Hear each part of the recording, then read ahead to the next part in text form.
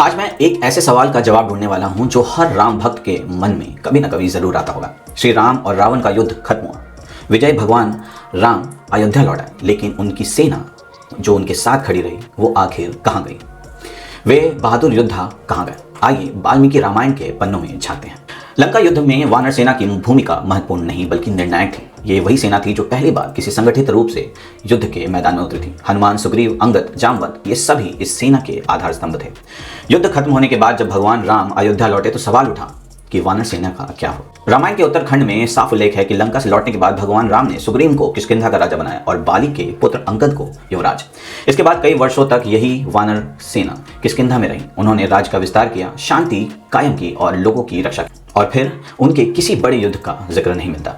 सेना के प्रमुख योद्धा नल और नील, जिन्होंने राम सेतु का निर्माण किया था, वर्षों तक सुग्रीव के मंत्री रहे।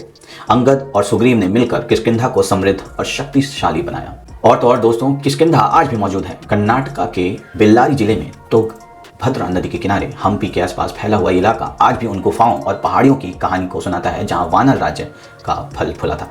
यही है दंडकारण्य, वही विशाल वन जिसमें रहने वाले जनजातियों को वानर कहा जाता था। वन में रहने वाले लोग ऋषिमुख पर्वत, जहां राम की मुलाकात हनुमान और सुग्रीव से हुई, आज भी उसी नाम से तुंगभद्रा तट पर स्थित है।